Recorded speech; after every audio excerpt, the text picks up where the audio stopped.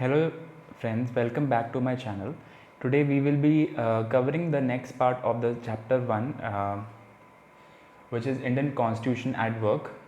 Okay, so last time we had done the two main parts of this chapter. The first part talks about that what is a constitution, constitution क्या होता है और उसके functions क्या होते हैं, हमने वो देखा. और सेकेंड पार्ट में हमने ये देखा कि what makes the constitution effective, constitution को इफेक्टिव क्या बनाता है, हम कॉन्स्टिट्यूशन से क्या बेनिफिट्स लेते हैं या कॉन्स्टिट्यूशन को लोग मानते क्यों हैं, लोग जो है कॉन्स्टिट्यूशन को एक्सेप्ट क्यों करते हैं. हमने ये दो पार्ट कवर कर लिए हैं. थर्ड पार्ट जो है वो हम देखने वाले हैं how was the Indian constitution made, क्योंकि हमने दोनों जो टॉपिक्स पढ़े वो कॉन्स्टिट्यूशन इन जनरल था. मतलब हम लोग कॉन्स्टिट्यूशन के बारे में तो बात कर रहे थे लेकिन हम जनरल बात कर रहे थे. लेकिन अब हम यहाँ पर देखेंगे कि इंडियन कॉन्स्टिट्यूशन जो है वो कैसे बना है, उसको बनने के लिए क्या प्रोसेस लगी है. जानना ये बहुत इंपॉर्टेंट है बिकॉज हमारा कॉन्स्टिट्यूशन उस समय बना था जब ब्रिटिशर्स हमारे कंट्री पे रूल कर रहे थे. उस समय बनना स्टार्ट हुआ था, ठीक है. और फाइनली वो आफ्टर इंडिपेंडेंस प्रमोलगेट किया गया, लेकिन उसकी बनने की शुरुआत जो थी वो ब्रिटिशर्स के द्वारा ही या उनकी हेल्प के थ्रू ही की गई थी. तो हमें जानना ज़रूरी है कि क्या प्रोसेस था, किस तरीके से जो है कॉन्स्टिट्यूशन जो है बनना शुरू हुआ और उसके जो उसमें क्या क्या दिक्कतें आईं या क्या क्या उनके अंदर हमने जो चेंजेस देखने को मिले पूरी प्रोसेस के दौरान, वो क्या क्या थे. ठीक है. So let us find out how the Indian constitution was made. Formally, the constitution was made by the Constituent Assembly, which had been elected for undivided India. It held its first meeting on it's held it's first meeting on 9 December 1946. ठीक है. तो उसकी जो पहली meeting थी constituent assembly की वो 9 December 1946 को हुई थी. देखिए अगस्त 1946 के अंदर ही जो है इसके इलेक्शंस हुए थे. ठीक है. अगस्त 1946 में ही जो है कॉन्स्टिट्यूंट असेंबली के लिए इलेक्शंस किए गए थे. और ये इलेक्शंस कैसे हुए थे मैं आपको बता दूं पहले ही. यहाँ पर लिखा हुआ है आगे कि जो कॉन्स्टिट्यूंट असेंबली के मेंबर्स थे वो देखो हमारी कंट्री जो है वो क्या है, इंडिया जो है उस समय जब हम लोग ब्रिटिशर्स के अंडर में थे तो India was divided into several provinces. For example the province of Bengal, the province of Madras, the province of Bombay, the province of Agra and Awadh, the province of Sindh and also province Assam province. ठीक है. तो ये सारी हमारी प्रोविंसेस थी. अब हर प्रोविंस की क्या थी, एक और लेजिस्लेटिव असेंबली थी. हर प्रोविंस के अंदर एक प्रोविंशियल लेजिस्लेटिव असेंबली थी. जो कॉन्स्टिट्यूंट असेंबली जो बनी थी हमारी, जो कॉन्स्टिट्यूंट असेंबली का मतलब क्या है, एक असेंबली जो कि कॉन्स्टिट्यूशन बनाने वाली थी. वो कॉन्स्टिट्यूशन असेंबली जो थी वो इन प्रोविंशियल लेजिस्लेचर के अंदर इलेक्शंस हुए और इनमें से जो है लोग चुन के इस असेंबली में बैठेंगे. ठीक है. उसके अलावा इसमें कुछ मेंबर्स ऐसे होंगे जो कि नॉमिनेट किए जाएंगे, क्योंकि देखिए उस समय क्या था, हमारे जो प्रोविंसेस तो थी लेकिन यहाँ पर बहुत सारे ऐसी भी एरियाज थी जहाँ पर राजा महाराजा रूल करते थे, जहाँ पे प्रिंसली स्टेट एग्जिस्ट करते थे. तो प्रिंसली स्टेट के लोगों के अंदर कोई लेजिस्लेचर नहीं थी. कुछ प्रिंसली स्टेट में लेजिस्लेचर भी थी लेकिन most of the princely states के अंदर लेजिस्लेचर नहीं थी. इसलिए उन प्रिंसली स्टेट से जो भी लोग मेंबर्स इस कॉन्स्टिट्यूंट असेंबली में आएंगे वो नॉमिनेट किए जाएंगे, उस पर्टिकुलर राजा द्वारा नॉमिनेट किए जाएंगे जो भी उस प्रिंसली स्टेट का राजा है. ठीक है. तो दो तरह के मेंबर्स थे यहाँ पर, elected members, indirectly elected members and nominated members. ठीक है. So the first meeting was held on 9 December 1946. अगस्त में इसके इलेक्शन हुए थे and reassembled as constituent assembly for divided India on 14 August 1947. तो क्योंकि जब इंडिया डिवाइड हो गई, क्योंकि ये जो 9 दिसंबर 1946 वाली डेट है ये अनडिवाइडेड इंडिया की असेंबली के बारे में है, लेकिन जब इंडिया डिवाइड होगी उसके बाद रीअसेंबली होती है इसकी 14 अगस्त 1947 को. यहाँ पर हम देख सकते हैं कि सिर्फ इंडिया वाले पार्ट के लोग उस असेंबली के मेंबर होंगे, साथ ही साथ में इंडिया वाले पार्ट के अंदर आने वाले प्रिंसली स्टेट के नॉमिनेटेड लोग भी इसके मेंबर्स होंगे. Its members were chosen by indirect elections by the members of the provincial legislative assemblies that had been established under the Government of India Act 1935. तो जो ये हमने अभी बात करी थी प्रोविंशियल लेजिस्लेचर्स की, वो गवर्नमेंट ऑफ इंडिया एक्ट 1935 के द्वारा इलेक्ट किए गए थे. ठीक है. तो ये थोड़ा सा जानना ज़रूरी है. वैसे तो मैं आपको ये बाद में बताऊंगा कि हमारे जो कॉन्स्टिट्यूशन मेकिंग है, कॉन्स्टिट्यूशन बिल्डिंग है, उससे पहले कौन कौन सी प्रोसेसेस या कौन कौन से एक्ट जो हैं वो ब्रिटिश पार्लियामेंट में पास हुए थे जो जिससे कि हमारा कॉन्स्टिट्यूशन बना है। The constituent assembly was compose रफली along the line suggested by the plan propose by the committee of the British cabinet known as the cabinet mission. तो एक जो कॉन्स्टिट्यूंट असेंबली थी वो किसके तहत बनाई गई थी? वो कैबिनेट मिशन प्लान के तहत बनाई गई थी जो कि 1946 में ही इंडिया में आया था, कैबिनेट मिशन प्लान। ठीक है, ये नाम भी याद रखना जरूरी है कि by which particular committee was the Constituent Assembly proposed. So it was proposed by the Cabinet Mission Plan. All right. तो इस प्लान के तहत क्या क्या चीज़ें जो थी वो इस प्लान में रखी गई। तो each province and each princely state और group of state were allotted seat proportional to their respective population. ठीक है, तो जो कॉन्स्टिट्यूंट असेंबली थी उसके अंदर जो सीट्स अलॉट की गई थी वो पॉपुलेशन की प्रपोर्शन में की गई थी। जितनी ज़्यादा पॉपुलेशन होगी उतनी ज़्यादा सीट उस प्रोविंस से या उस प्रिंसली स्टेट से उस पर्टिकुलर कॉन्स्टिट्यूंट असेंबली में दी गई थी।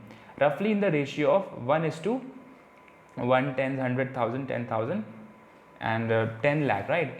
तो लगभग 10 लाख लोगों को एक जो व्यक्ति था वो रिप्रेजेंट कर रहा था। ठीक है, as a result the provinces that were under direct British rule were to elect 292 members. ठीक है, सो जो डायरेक्ट ब्रिटिश रूल, मैंने आपको बताया था कि दो तरह के रीजन से हमारी कंट्री में, जो कि एक थे प्रोविंसेस थी, दूसरी थी प्रिंसली स्टेट्स। तो जो डायरेक्ट ब्रिटिश रूल में थे उनको हम प्रोविंसेस बोलते थे, वहाँ से 292 लोग आने थे।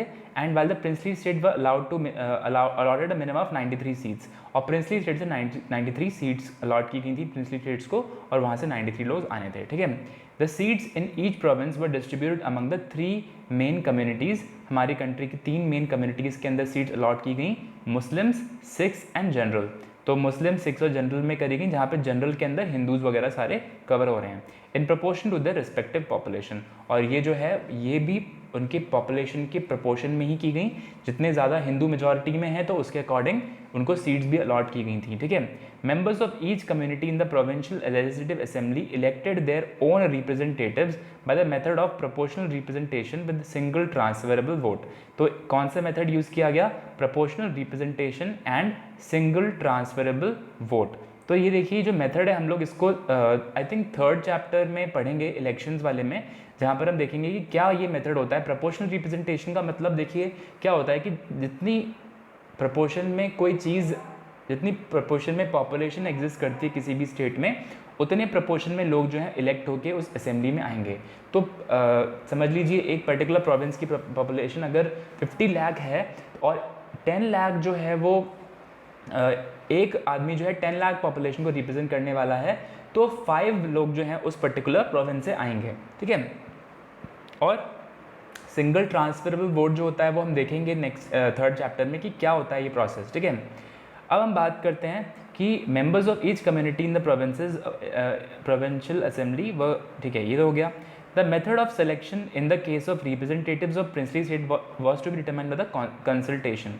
सो इट जो प्रिंसली स्टेट से तो भाई इलेक्शंस नहीं होने वाले थे, प्रिंसली स्टेट से क्या होने वाला था, मतलब मैंने आपको बताया नॉमिनेशन के थ्रू मोस्टली होने वाला था। कंसल्टेशन का मतलब उनसे पूछकर जो प्रिंसली स्टेट के जो राजा हैं उनसे, प्रिंसेस हैं या जो किंग्स हैं उनसे पूछकर ही जो है बात जो वहाँ से लोग जो है आने वाले थे। ठीक है, नेक्स्ट अब देखते हैं the previous section discusses 3 factors that make a constitution effective and respectable. हमने प्रीवियस सेक्शन में, क्योंकि 2 सेक्शन में डिस्कस किए, सेकेंड सेक्शन में हमने बात करी कि क्या क्या जो फैक्टर्स हैं वो कॉन्स्टिट्यूशन को इफेक्टिव और रिस्पेक्टेबल बनाते हैं। How far does the Indian constitution pass this test. तो हमने देखा था कि भाई कि अगर कॉन्स्टिट्यूशन के अंदर ऐसे प्रोविजंस हैं जो कि लोगों की वैल्यूज़ को इनकॉर्पोरेट करते हैं, लोगों को कुछ ना कुछ प्रोवाइड करते हैं, तो वो जो कॉन्स्टिट्यूशन है वो इफेक्टिव होगा। किस तरीके से कॉन्स्टिट्यूशन प्रोमोलगेट किया गया है, क्या मोड ऑफ प्रोमोलगेशन है, वो भी बताता है कि भाई जो कॉन्स्टिट्यूशन है वो एक्सेप्टेबल है या नहीं है। ठीक है, तो हम यहाँ पर देखने वाले हैं अपने इंडियन कॉन्स्टिट्यूशन के लिए कि क्या तरीका, मतलब या क्या जो मतलब प्रोसेस है, क्या प्रोसेस था जिससे कि कॉन्स्टिट्यूशन हमारा बना, और क्या हमारा कॉन्स्टिट्यूशन भी उतना इफेक्टिव है या नहीं। ठीक है, तो देखिए बात करते हैं composition of the constituent assembly. हमारा जो कॉन्स्टिट्यूंट असेंबली थी उसके कॉम्पोजिशन को देखना भी बहुत ज़रूरी है कि उसमें कैसे लोग थे, उसमें कितने लोग थे, उसके अंदर किन किन प्रोविंसेस से लोग ज़्यादा आए थे, ये देखना बहुत इंपॉर्टेंट है। As a consequence of partition under the plan of June 3, 1947, those members who were elected from the territories which fell under Pakistan ceded to be members of Constituent Assembly. तो देखिए जब पार्टीशन हो गया 3 जून 1947 का plan आया, इसको बोलते हैं पार्टीशन प्लान, उसमें हमने क्या किया, इंडिया को पार्टीशन कर दिया। तो जो पाकिस्तान वाले साइड के लोग थे वो उनके लिए एक नई कॉन्स्टिट्यूंट असेंबली बनाई गई और इंडिया के जो साइड के लोग थे वो जो हैं इस कॉन्स्टिट्यूंट असेंबली में रह गए। ठीक है, the number of members in the assembly were reduce to 299। तो पहले जो थे नंबर्स अलग थे, अब जो है मेंबर्स पहले शायद 389 मेंबर्स थे, अब 299 मेंबर्स रह चुके हैं। ठीक है, तो क्योंकि बहुत रिडक्शन हो गया है, पाकिस्तान के जो साइड के जो लोग थे उनके कॉन्स्टिट्यूंट असेंबली के लोग जो हैं वो पाकिस्तान की कॉन्स्टिट्यूंट असेंबली में बैठेंगे, तो हमारे जो कॉन्स्टिट्यूशन असेंबली के लोग थे वो इतने रह गए थे। The constitution was adopted on 26 November 1949। 284 members were actually present on 24 जनवरी 1950। तो 26 जनवरी को हम लोगों ने इस कॉन्स्टिट्यूशन को अडॉप्ट किया। 24 जनवरी को 284 लोग एक्चुअली में प्रेजेंट थे, 299 में से भी 284 ही लोग रह गए थे क्योंकि काफ़ी लोग जो हैं उनकी डेथ भी हो गई थी बनते बनते constitution, because it took almost 3 years to complete the constitution and appended the signature to the constitution is finally passed. और लगभग 284 लोगों ने ही कॉन्स्टिट्यूशन को साइन किया और उसको पास किया। The constitution came into force on 26 जनवरी 1950 और उसका जो फाइनल फोर्स इफेक्ट में जो इम्प्लीमेंटेशन में आया वो था 26 जनवरी 1950, जब हम लोग अपना रिपब्लिक डे मनाते हैं। द कॉन्स्टिट्यूशन वॉज दस framed against the backdrop of horrendous violence that the partition unleashed on the subcontinent। तो कॉन्स्टिट्यूशन तो बन रहा था, हमारा कॉन्स्टिट्यूशन तो इम्प्लीमेंट हो रहा था, लेकिन साथ ही साथ में हमारे जो सब कॉन्टिनेंट है, हमारा जो इंडिया है, उसके अंदर बहुत ज़्यादा वायलेंस भी हो रही थी। पाकिस्तान का बनना और इंडिया का पार्टीशन होना एक बहुत ट्रैजिक इंसिडेंट था, but it is a tribute to the founding fathers fortitude of the framers that they were not only able to draft a constitution under immense pressure but also learned the right lesson from the unimaginable violence that accompanied the partition। ठीक है, तो देखिए क्या हुआ कि हमारे जो constitution makers थे उन्होंने क्या किया, उन्होंने ना ही कॉन्स्टिट्यूशन को पास किया, कॉन्स्टिट्यूशन को बनाया, इतना प्रेशर के अंदर, इतने दबाव के अंदर वो लोग काम कर रहे थे, because they were working under the pressure of partition was taking place just in front of their eyes and also they not only passed the constitution, उन्होंने कुछ lessons भी learn किए। क्या learn करने लायक था, देखिए सबसे important जो हमने देखा कि पार्टीशन का रीज़न क्या था। पार्टीशन का रीज़न यही था कि हमारे देश के अंदर जो है डाइवर्सिटी जो है वो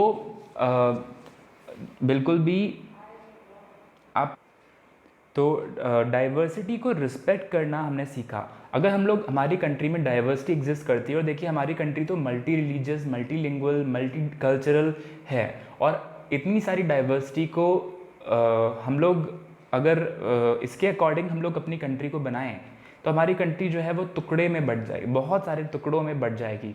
लेकिन हमारी कंट्री की स्पेशलिटी ये है कि हमारा कॉन्स्टिट्यूशन भी इतना स्ट्रॉन्ग है कि वो इन सभी को एक साथ लेकर चल रहा है। ठीक है, तो लेसन यही लर्न किया कि कैसे हम लोग डाइवर्सिटी को अकोमोडेट कर सकते हैं। ठीक है, from the unimaginable violence of the partition, the constitution was committed to a new conception of citizenship where not only would minorities be secure but religious identities would have no bearing on the citizenship right।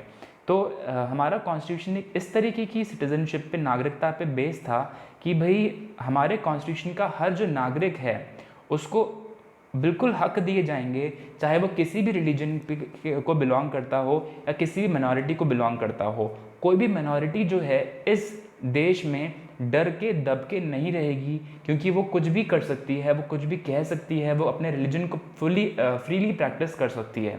ठीक है, तो this is what our constitution makers wanted to write in the constitution. But this account of the composition of the Constituent Assembly that drafted the Constitution touches upon only the surface of how a Constitution was made। देखिए हमारा Constitution तो लगभग 3 साल के अंदर बना था।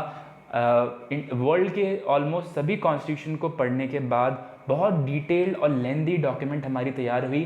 One of the most lengthiest Constitution है पूरे वर्ल्ड का। ठीक है। तो इसमें मतलब हम लोग तो बस थोड़ा सा टच करने वाले हैं, जो भी हम एक्सप्लेनेशन यहाँ पर देने वाले हैं, just a fine idea of what you are what the conditions at that time, right. Although the members of the assembly were not elected by universal suffrage, there was a serious attempt to make the assembly a representative body, right। तो हमारे जो assembly के members थे वो universal suffrage के through elect नहीं किए गए थे कि भाई सभी लोग वोट कर रहे हैं, ऐसा नहीं था। यूनिवर्सल सफरेज का मतलब क्या है, सभी लोग जो 18 ईयर्स या 21 ईयर्स के अबव हैं वो वोट कर सकते हैं। लेकिन उस समय यूनिवर्सल सफरेज नहीं थी, उस समय जो लोग थे उन्होंने लगभग हमारे कंट्री के 10% लोगों ने ही वोट करके प्रोविंशियल लेजिस्लेटिव असेंबली को चुना था। उस समय क्राइटेरिया होता था कि भाई जो जिन लोगों के पास इतनी इनकम है या जो इतना टैक्स पे करते हैं वो लोग ही इलेक्शन में पार्टिसिपेट कर सकते हैं, वोट कर सकते हैं। लेकिन अब क्या है, हमारे पास हमारी कंट्री में यूनिवर्सल एडल्ट सफरेज है, मतलब हमारी कंट्री का हर नागरिक जो कि 18 साल के ऊपर का है और जो कुछ कंडीशंस को फॉलो करता है वो यहाँ पर वोट कर सकता है। Members of all religions were given representation under the scheme described above, ठीक है। In addition the assembly had 28 members from the schedule caste. तो हमारे जो कॉन्स्टिट्यूंट असेंबली थी उसके अंदर हर रिलीजन के लोग जो है इंक्लूडेड थे, लगभग हर कम्युनिटी के लोग इंक्लूडेड थे, ना इंडियंस ही नहीं बल्कि एंग्लो इंडियन कम्युनिटी के लोग भी इंक्लूडेड थे। इसके अलावा हमारे कॉन्स्टिट्यूंट असेंबली के अंदर शेड्यूल कास्ट के लोग भी इंक्लूडेड थे। वुमेन्स भी बहुत रिप्रेजेंटेशन थी। In terms of political parties, the Congress dominated the assembly, occupying as many as 82% of the seats in the assembly after the partition। देखिए कांग्रेस जो थी वो एक बहुत पॉपुलर पार्टी थी, वो हम सब जानते हैं, क्योंकि कांग्रेस जो है इंडियन नेशनल कांग्रेस जिसका गठन 1885 में हुआ था, उसने नेशनल मूवमेंट को लीड किया था। गांधी जी भी कांग्रेस के मेंबर थे, नेहरू जी, जितने भी स्टॉलवर्ड्स थे, जो भी फ्रीडम फाइटर्स थे वो कांग्रेस के मेंबर्स थे। तो ऑब्वियसली बात है कि इंडियन नेशनल कांग्रेस का डोमिनेंस जो था वो हमेशा से रहा था और जो कि कॉन्स्टिट्यूंट असेंबली के अंदर भी देखने को मिल रहा था, ठीक है। सो 82% लोग जो थे कॉन्स्टिट्यूंट असेंबली के वो भी जो है कांग्रेस के थे। The Congress itself was such a diverse party that it managed to accommodate almost all shades of opinions within it. हमें ये बात भी जानने की ज़रूरत है कि कांग्रेस उस टाइम पे कोई एक पर्टिकुलर आइडियोलॉजी को रिप्रेजेंट नहीं करती थी, लेकिन उसके अंदर हर कलर्स के लोग थे, हर आइडियोलॉजी के लोग थे। ऐसा नहीं था कि वो किसी एक पर्टिकुलर आइडियोलॉजी को फॉलो करके और किसी एक पर्टिकुलर तरीके के ओपिनियंस को ही मानती थी, लेकिन वो सभी लोगों को कंसिडर करती थी उस समय पे, ठीक है। सो कांग्रेस एज अ होल बहुत ही रिप्रेजेंटेटिव थी, ठीक है। अब बात करते हैं प्रिंसिपल ऑफ डेलिब्रेशन की। डेलिब्रेशन का मतलब क्या होता है, डिस्कशन। ऑब्वियसली हमें मालूम होना चाहिए, it means discussion. The authority of the constituent assembly does not come only from the fact that it was broadly though not perfectly a representative, ठीक है, perfectly representative. It come from the procedures it adopted to frame the constitution. तो पहला चीज़ हमने क्या देख लिया कि जो हमारी कॉन्स्टिट्यूंट असेंबली थी वो काफ़ी रिप्रेजेंटेटिव थी, मतलब उसमें हर तरह के लोगों का रिप्रेजेंटेशन देखने को मिल रहा था। लेकिन दूसरी बात हमारे जो कॉन्स्टिट्यूंट असेंबली की स्पेशलिटी थी वो था जो प्रोसीजर्स इसने अडॉप्ट किए थे। क्या प्रोसीजर्स अडॉप्ट किए गए थे? प्रोसीजर का मतलब क्या है कि भाई किस तरीके से कॉन्स्टिट्यूंट असेंबली जो है वो अपना काम कर रही थी। It adopted to frame the constitution and the values, right, its members brought to their deliberations. While in any assembly that claims to be representative, it is desirable that diverse section of people, society participate. It is equally important that they participate not only as representatives of their own identity or community, right? So यहाँ पर हम देखते हैं कि ये लिखा हुआ है कि अगर देखिए कॉन्स्टिट्यूंट असेंबली में बहुत तरीके के लोग डिफरेंट कम्युनिटीज़ के लोग पार्टिसिपेट कर रहे थे, लेकिन कोई भी कम्युनिटी का जो इंसान है उसे अपने सिर्फ कम्युनिटी के बारे में नहीं, उस समय पूरे देश के बारे में सोचने का विचार उसके मन में होना चाहिए। सिर्फ वो एक कम्युनिटी का मेंबर ना रह जाए बल्कि वो पूरे देश का इंसान या सिटीजन बने, वो उसके दिमाग में होना चाहिए। Each member deliberated upon the constitution with the interest of the whole nation in mind। और हर जो इंसान है उसको पूरे देश के इंटरेस्ट के साथ में काम करना चाहिए। There were often disagreement among members, बहुत डिसएग्रीमेंट भी हुए, but few of these disagreements could be traced to members protecting their own interest।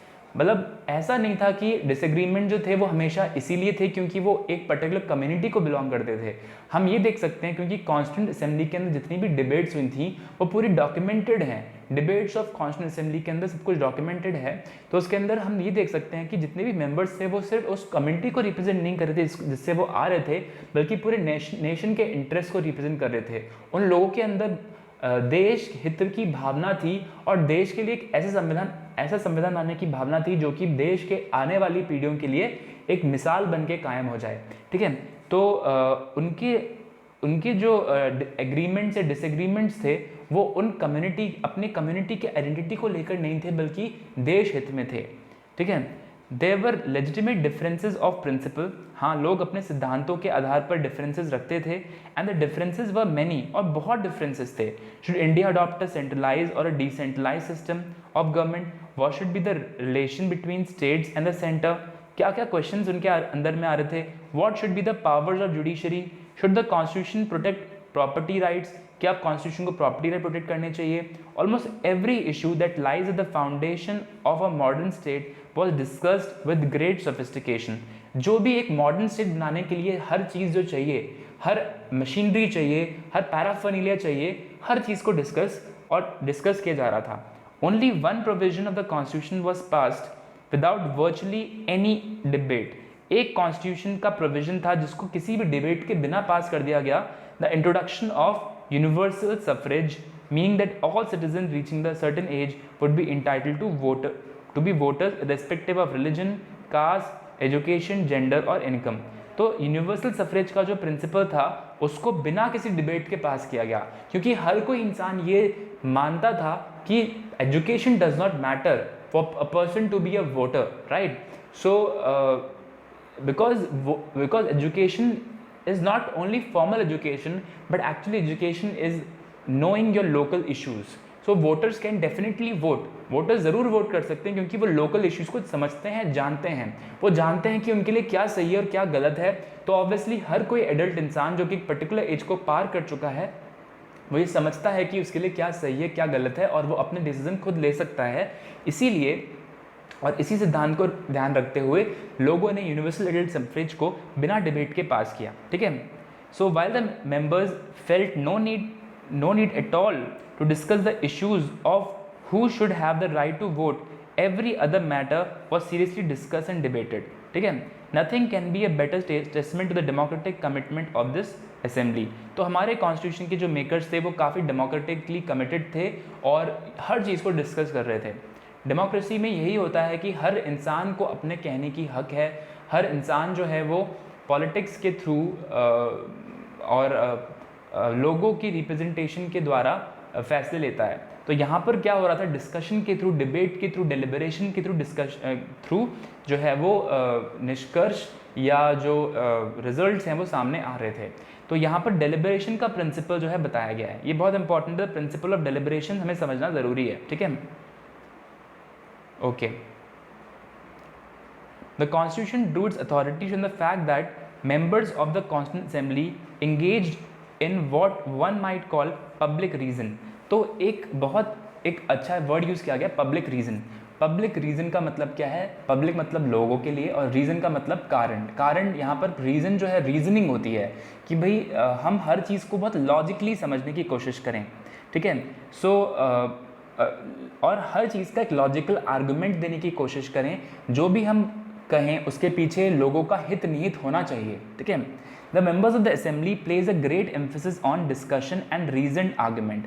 They did not simply advance their own interest but give principled reasons to other members for their position. क्यों वो एक position रखते हैं, क्या reason है कि वो इस पर्टिकुलर बात को कह रहे हैं, उसके लिए सिर्फ वो लोग रैडिकली बात नहीं कर रहे थे, वो लोग बिना हाथ पैर की बातें नहीं कर रहे थे, वो लोग हर चीज़ का रीज़न दे रहे थे। The very act of giving reason to other makes you move away from simply a narrow consideration of your own interest. देखिए क्या होता है कि देखो हम लोग अपने कुछ ओपिनियंस और कुछ व्यूज़ बनाते हैं, लेकिन जब हम किसी दूसरे इंसान की व्यूज़ और ओपिनियन समझते हैं, सुनते हैं, अपने आप को ओपन करते हैं कि हाँ ठीक है भाई जो दूसरा इंसान कह रहा है उसमें भी कुछ सच्चाई है, तो हम लोग अपने शायद ओपिनियन कभी कभी चेंज भी कर लेते हैं। तो यही हो रहा था कॉन्स्टिट्यूंट असेंबली के अंदर कि लोग अपने अपने डिफरेंट एक्सपीरियंसेस को साझा कर रहे थे, अपने ओपिनियंस रख रहे थे, वो उस पोजीशन पे क्यों टिके हुए हैं उसके रीजंस दे रहे थे, और ये जो रीजंस थे वो लोगों के ओपिनियंस को भी शेप कर रहे थे और साथ साथ में कॉन्स्टिट्यूशन को भी एक नया शेप दे रहे थे। ठीक है, the voluminous debates in the Constituent Assembly where each clause of the Constitution was subjected to scrutiny and debate is a tribute to public reason at its best। ठीक है, तो मतलब ये जो है बहुत बड़ी बात है कि हमारे कॉन्स्टिट्यूशन मेकर्स ने हर चीज़ को डिबेट किया और एक बहुत इंपॉर्टेंट एक ट्रिब्यूट है। These debates deserve to be memorialized as one of the most significant chapters in the history of Constitution making, equal in importance of French and American Revolution। ठीक है, तो बहुत इंपॉर्टेंट है, हमारा जो कॉन्स्टिट्यूशन मेकिंग का जो प्रोसीजर था बहुत ही ज़्यादा अच्छा था। डिबेट्स हुई थी, पब्लिक रीज़न को वैल्यू दी गई थी, और ये जो डिबेट्स थी ये एक तरीके से फ्रेंच रिवोल्यूशन, अमेरिकन रिवोल्यूशन से कंपेयर की गई हैं। ठीक है, अब देखिए प्रोसीजर कि भाई हमारा जो कॉन्स्टिट्यूशन मेकर्स थे उन्होंने क्या प्रोसीजर अडॉप्ट किया। The importance of public reason was emphasize in the mundane procedure of the assembly as well.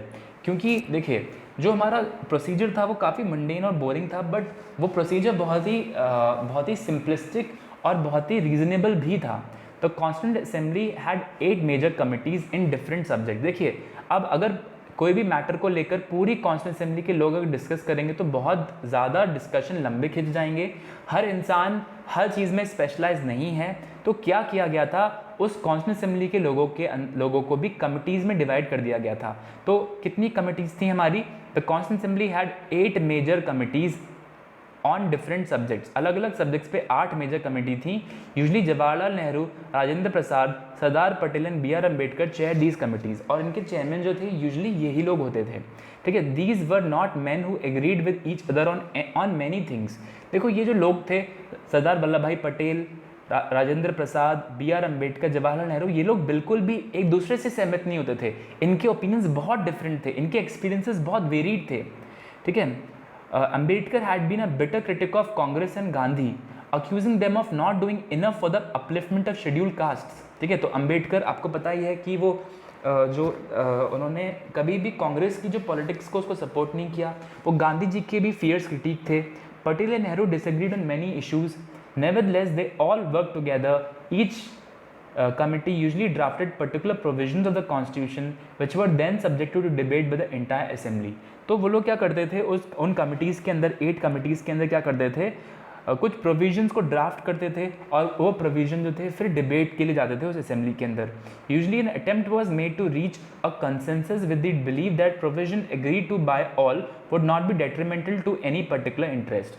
तो लोग जो थे वो मतलब हर प्रोविजन को लगभग सभी लोगों को एग्री करवाने की उनकी वो रहती थी। Some provisions were subject to vote, but in each instance, every single argument, query or concern was responded to with great care and in writing। तो हर चीज़ को राइटिंग में लेना, हर चीज़ को बहुत डीपली मतलब एनालाइज करना। देखिए क्योंकि ये एक बहुत बड़ी बात थी, एक देश का निर्माण होने वाला था, एक देश बनने वाला था, और उस देश की फाउंडेशन ले करी जा रही थी, इसीलिए हर चीज़ को लिखना बहुत इंपॉर्टेंट था। The assembly met for 166 days spread over 2 years and 11 months। Its sessions were open to the press and public alike. तो उस सेशन के अंदर प्रेस भी आती थी, मीडिया भी आती थी, और लोग भी आ सकते थे देखने के लिए कि किस तरीके से डिबेट चल रही है, क्योंकि कॉन्स्टिट्यूंट असेंबली के अंदर पब्लिक गैलरीज भी हैं जहाँ पर लोग आ सकते हैं। Inheritance of the nationalist movement. देखिए हमने अभी तक क्या देख लिया है, हमने देखा है कि भाई जो कॉन्स्टिट्यूशन मेकिंग थी उसमें डिबेट्स होती थी, उसमें जो है प्रोसीजर्स फॉलो किए गए और डेलिब्रेशंस हुए ऑब्वियसली, और जिस तरीके से जो कॉम्पोजिशन था हमारी असेंबली का वो भी बहुत वेरीड था, डाइवर्स था। तो कॉन्स्टिट्यूशन का कॉम्पोजिशन कॉन्स्टिट्यूंट असेंबली का कॉम्पोजिशन बहुत डाइवर्स था, वेरीड था। दूसरा डेलिब्रेशंस हुई, और तीसरा हमारा जो कॉन्स्टिट्यूशन था उसके प्रोसीजर्स बहुत ढंग के थे। प्रोसीजर इस तरह से अडॉप्ट किए गए थे, मुंडे होने के बाद भी काफ़ी ज़्यादा सिंपलिस्टिक थे, और हर चीज़ को रिटन फॉर्म में लिखने की कोशिश की जा रही थी। अब जो 4th पॉइंट हम देख रहे हैं वो है inheritance of the nationalist movement. हमारी जो कॉन्स्टिट्यूंट असेंबली के लोग थे वो मोस्टली नेशनलिस्ट मूवमेंट के पार्ट रह चुके थे और उस इनहेरिटेंस को लेकर साथ में चल रहे थे। वो ये देख चुके थे कि नेशनल मूवमेंट के अंदर लोगों की क्या डिमांड थी, उन्होंने किस तरीके से पॉलिटिक्स को आर्टिकुलेट किया था और ब्रिटिशर्स के साथ वो किन मुद्दों पर लड़ रहे थे। ठीक है, तो ज़रूरी था कि हम भी जो भी काम हो वो इन सबको साथ में लेकर चले। So but no constitution is simply a product of assembly that produces it. An assembly as diverse as Constituent Assembly of India could not have functioned if there was no background consensus on the main principles of the constitution should enshrine. तो ये constitution assembly जो थी वो कहीं मतलब हवा में प्रकट नहीं हो, कहीं स्क्रैच से स्टार्ट नहीं की गई, उसके पीछे एक पूरा बैकग्राउंड था। These principles were forged during the long struggle for freedom. In a way, the Constituent Assembly was giving concrete shape and form to the principles it had inherited from the nationalist movement. तो Constituent Assembly जो थी वो freedom struggle के दौरान जो भी हमने experiences किए थे, जो भी हमने मतलब चीज़ों को आर्टिकुलेट किया था, उन्हीं को एक कंक्रीट शेप देने का कोशिश कर रही थी।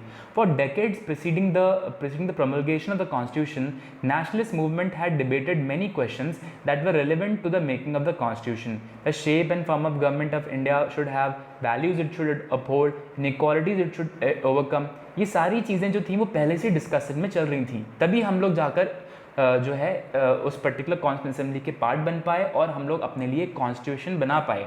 ठीक है, क्योंकि डिस्कशन बहुत पहले चल रहे थे कि हम लोग किस मोड को अडॉप्ट करेंगे, किस फॉर्म ऑफ गवर्नमेंट को अडॉप्ट करेंगे, क्या हम लोग प्रेसिडेंशियल फॉर्म ऑफ गवर्नमेंट को अडॉप्ट करेंगे या पार्लियामेंट्री या prime ministerial form of government को अडॉप्ट करेंगे। Answer falls in those debates were given there final form in the constitution. Perhaps the best summary of the principles that nationalist movement brought to the Constituent Assembly is the objective resolution. तो एक बहुत important चीज़ है objective resolution. Objective resolution क्या थी? Objective resolution basically आज हमारा preamble है। जब हमारा कॉन्स्टिट्यूशन बना उससे पहले, बिकॉज देखो जवाहरलाल नेहरू जो थे एक बहुत इंपॉर्टेंट, बहुत अच्छे स्टेट्समैन थे, वो अपनी स्पीचेस को बहुत अच्छे से प्रिपेयर करते थे। तो जब कॉन्स्टिट्यूंट असेंबली पहली बार बैठी तो कुछ दिनों बाद ही जवाहरलाल नेहरू ने एक ऑब्जेक्टिव रेजोल्यूशन प्रस्तावना जो थी उसको रखा। उस ऑब्जेक्टिव रेजोल्यूशन के अंदर उन्होंने वो सारा एक लोगों को एक विजन दिया, कॉन्स्टिट्यूंट असेंबली के मेंबर्स को एक विजन दिया कि हमारा जो कॉन्स्टिट्यूशन है वो इन प्रिंसिपल्स पे बेस्ड होगा और ये सारी चीज़ें जो थी वो नेशनल मूवमेंट से इंस्पायर्ड थी। ठीक है, तो ये सारी जो समरी हम कह सकते हैं कि जो हमारे प्रिंसिपल्स हम नेशनल मूवमेंट से लेकर आए थे वो ऑब्जेक्टिव रेजोल्यूशन में जवाहरलाल नेहरू ने जो है वो रखी। मूव्ड बाय नेहरू इन 1946, और 1946 में जब हमारा कंट्री का पार्टीशन नहीं हुआ था तभी इसको रखा गया था। This resolution encapsulated the aspirations and values behind the constitution. तो इसके अंदर सारी एस्पिरेशन जो थी और वैल्यूज जो थे वो इनकैप्सुलेटेड थे, मतलब उसके अंदर रखे हुए थे। What the previous sections terms as substantive provision of the Constitution is inspired by and summed up by the values incorporated in the objective resolution. तो सारी चीज़ें जो थी वो इसके अंदर थी, वो जो हमने पहले सब्सटैंटिव प्रोविजंस के बारे में डिस्कस किया वो भी इसके अंदर मेंशन थे। Based on this resolution our constitution gave institutional expression to these fundamental commitments like equality, liberty, democracy, sovereignty and a cosmopolitan identity. तो इन्हीं प्रोविजन के अकॉर्डिंग हम लोगों ने अपने कॉन्स्टिट्यूशन में ये सारी चीज़ें रखी।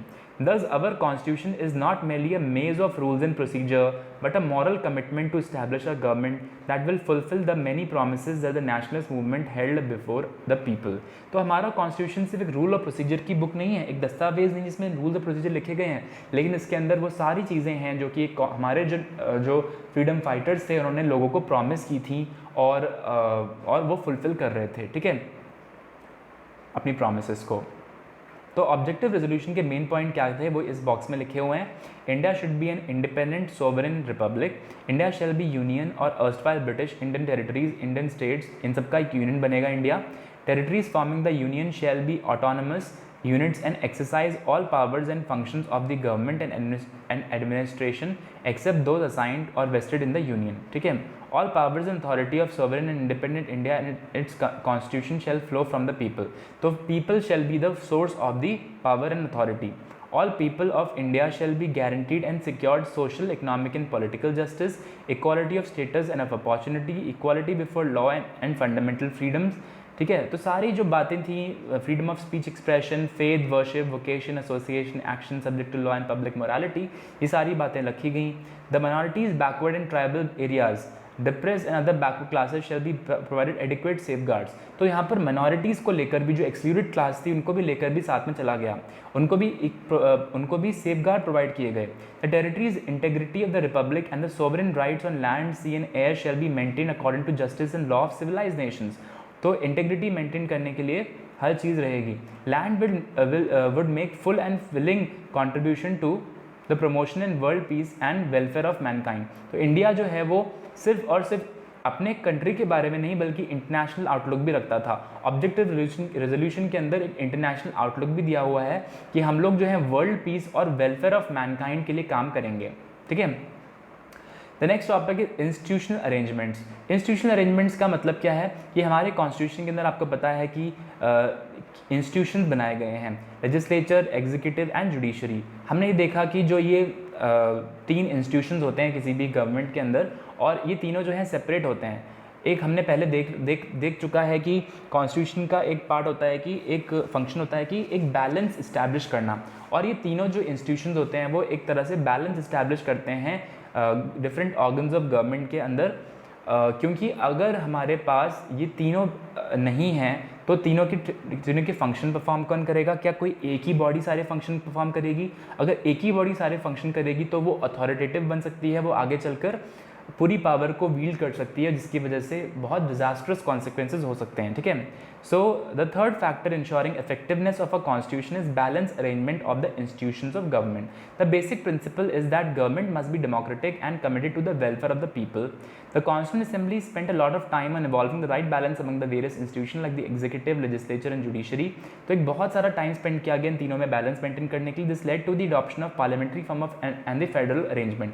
तो हमारी कंट्री की जो पार्लियामेंट्री फॉर्म ऑफ गवर्नमेंट है और फेडरल अरेंजमेंट है, इसी वजह से हुई क्योंकि हमने बहुत टाइम स्पेंड किया अपने इन तीनों को बैलेंस इस्टेब्लिश करने के लिए, which would distribute governmental power between the legislature and executive on the one hand and between states and central government on the other hand. तो देखिए हमने देखा कि हमने पार्लियामेंट्री फॉर्म ऑफ गवर्नमेंट को इस्टेब्लिश किया, तो इसमें क्या था, एग्जीक्यूटिव और लेजिस्लेचर जो थी वो तो सेपरेट की गई थी, और हमें पता है कि जब पार्लियामेंट्री फॉर्म ऑफ गवर्नमेंट होती है तो executive is a part of legislature itself. लेकिन क्या था कि ये जो हैं दोनों एक दूसरे के लिए रिस्पॉन्सिबल रहेंगे। एग्जीक्यूटिव जो है वो लेजिस्लेचर का कॉन्फिडेंस एंजॉय करता है और तभी तक रह पाता है जब तक वो लेजिस्लेचर को रिस्पॉन्सिबिलिटी रखे, तब तक ही वो रह पाता है। अदरवाइज लेजिस्लेचर एग्जीक्यूटिव को रिमूव कर सकता है, नो कॉन्फिडेंस मोशन पास करके वो उसको रिमूव भी कर सकता है। ठीक है। दूसरी बात हमने क्या किया, हमने फेडरल प्रोविजन भी रखे हैं। फेडरल प्रोविजन हमने क्या किया है, पावर को स्टेट और सेंटर के बीच में या सेंटर और स्टेट के बीच में डिवाइड कर रखा है। ठीक है। While evolving the most balanced governmental arrangements, the makers of a constitution did not hesitate to learn from experiments and experiences of other countries. हमने दूसरी countries के experiences को भी जाना। Framers of the constitution were not averse to borrowing from other constitutional traditions. Indeed, it is a testament to their wide learning that they could lay their hands upon any intellectual argument or historic example that was necessary for fulfilling the task at hand. So they borrowed number of provision from different countries. So हम लोगों ने सिर्फ हम लोग कुएं के मेढक नहीं बल्कि पूरे वर्ल्ड को हम देख रहे थे। हम पूरे ऑलमोस्ट 60 कॉन्स्टिट्यूशंस वर्ल्ड कंट्रीज़ के जो कॉन्स्टिट्यूशंस हैं उनको हमने पोस्टमार्टम किया, उनको स्टडी किया, डिटेल में एनालाइज किया। Ambedkar was a constitutional expert, तो उन्होंने कॉन्स्टिट्यूशन को स्टडी किया और हमारे कॉन्स्टिट्यूशन को बनाया। But borrowing these ideas was not slavish imitation. हमने सिर्फ इमिटेट नहीं किया, हमने कट कॉपी पेस्ट नहीं किया, लेकिन far from it each provision of the constitution had to be defended on ground that it would be suited to Indian problems and aspiration. हमने उन चीज़ों को अपनी कंडीशन के अकॉर्डिंग मॉडिफाई करा है। ठीक है। India was extremely lucky to have an assembly that instead of being parochial in its outlook could take the best available everywhere in the work and make it their own. तो हमने सबसे best चीज़ों को world से बोरो किया है और अपना बनाया है, उनको आत्मसात किया है। That is what is very good about our Constituent Assembly, right? तो यहाँ पर हम लोग अपने इस पर्टिकुलर डिस्कशन को एंड करते हैं, लेकिन I think there are some table which are still left. I think you can go through this table. The last table which is very important, हमने किन किन चीज़ों को किन कंट्रीज से बोरो किया है। I think I will be doing it in the next class. Okay, so this is all for today.